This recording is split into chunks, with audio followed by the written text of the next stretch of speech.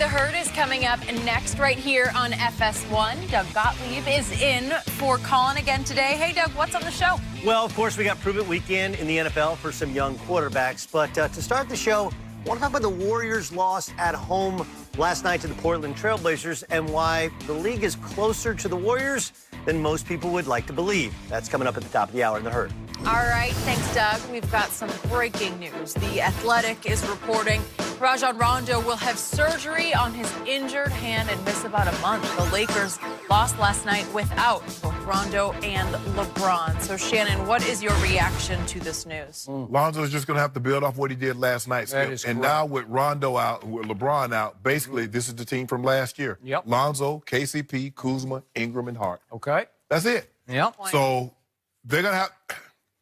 It's not looking good. I mean, Rondo, I don't know if it's the same hand that he missed earlier because he broke his hand earlier, Skip. It is. So I don't know if they're connected right at all. hand, yeah. Yep. And this is not good. It is not good. And it's your shooting hand, and it's going to set him back further. I'm not talking about I'm talking about this is not good for the Lakers. Well, because the Lakers are back originally where they started from last year. I don't wish injury upon anyone, but this is great for Lonzo Ball. This is the opportunity that I didn't think he was going to get with Rondo and LeBron. So now it's, for a little while here, it's his team. And I think he played his best game as a Laker over the 2 years as a Laker last night. And I think he will build on that.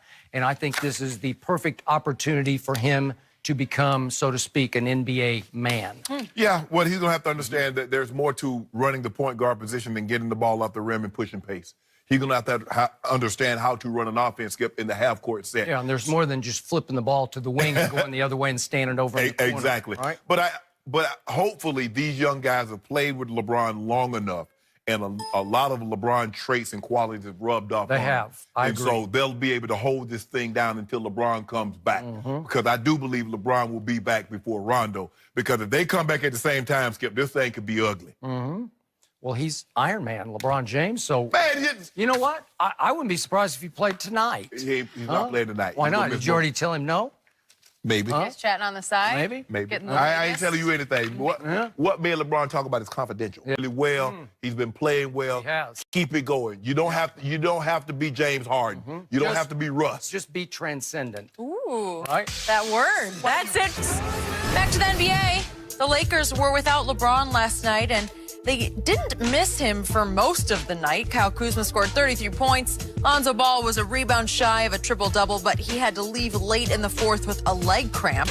The Lakers had a 15-point lead in the fourth quarter, but the Kings came all the way back. Bogdan Bogdanovic hit a game-winning three-pointer at the buzzer. ESPN reports that LeBron could miss several games with his groin strain, and he currently leads the team in points, rebounds, and assists. We are joined by Rob Parker. What's happening? Good morning, everybody. Rob. All right, Rob, how much will the Lakers struggle without LeBron? It's going to be a big struggle, and excuse me, it's the worst-case scenario for the Lakers, for LeBron, for Magic, for Rob Pelinka, for Laker fans. From this standpoint, I think everybody thought, well, LeBron has the next 4 years to try to win a championship. But if you hear that, that's the Lakers championship clock ticking. They don't have 4 years. They have more like this year and next year to win. LeBron's not going to get better as he gets older. And the other part is, we finally saw, here's LeBron going down with an injury, and you say to yourself, uh-oh, is he finally going to be like everybody else and start suffering these injuries? And then you got to look at it. So I think the Lakers are going to struggle. And the worst part about it is, you know, Shannon, every single game in the Western Conference matters. Yep. It's the difference between being a top 4 seed and hosting and being a bottom 4 seed and going on the road. So you lose, especially... Last night didn't help. Last night is one of those games you'll go back to if they're 5 through 8, you know what I mean, and go, oh, my God, they gave up 33 points in the fourth quarter. They had a 15-point lead. They're playing the Kings. I know they're a little bit better, but they're still NBA Siberia. You got to close that game out even without LeBron because they had played well enough to win it. So I think if you're the Lakers, this is depending on how many games it is. Will it be 4 or 5 games? Will they lose most of them or a lot of them, games that maybe they would have won with LeBron. And then you look at yourself and go, last year, remember, the 3rd seed down to the 8th seed was separated by just 2 games in the standings. That's how important these games are. So a game like Sacramento losing a big lead like that, and then other games coming up without LeBron, if he misses 4 or 5 games, could be devastating to the Lakers as far as the postseason this year. I agree. I think losing him when he leads your team in points, rebounds, and assists, he's the calming effect. I feel comfortable saying that if they had LeBron last night, they don't lose this ball game. I'm confident as well.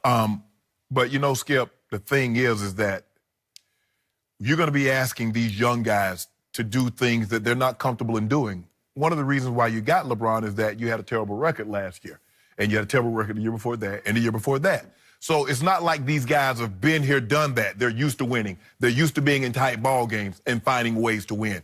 They're not doing that, and they're just seeming like every time they start to play well, Skip, either somebody gets hurt, you know, Brandon Ingram got hurt, and Rondo got hurt, and then all of a sudden, now LeBron gets hurt. JaVale McGee got the flu. Right. The best thing they can hope for, whether he misses 5 games or he misses 10, is that they be 500 through those games when LeBron gets back. They can ill afford to give up too much ground because, as you mentioned, Rob, to try to work your way back up, to climb that mountain, you don't want to be, 9 trying to get back because every game matters.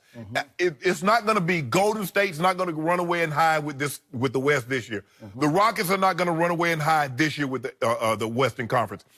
The top seed and the 8th seed might be separated by 7 games, which is unheard of because normally it's 20. I think you're a little high on that. It might even be smaller than that. But we know probably 3 through 8, you're probably about a game and a half, maybe 2 games at the most. Yep. So with that being said, yeah, they're going to miss him. How do you not miss the best player? Guy like me, well, sometimes I take PTO. Skip missed me. How do you not miss the best debater in debate history? I don't know about that face that. Wow. Yeah, when I take PTO.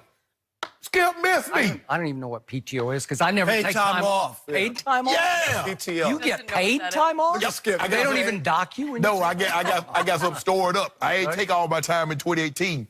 Rolling over in 2019. Does it roll over or do you lose it? You better make sure. I must congratulate you. You work almost as hard as I do because I can only remember one day that you took off. And then he called. Hey, let me tell you the truth. He said he called you on This dude called. I took one day off, Jenny. Since we've been working 2.5 years together.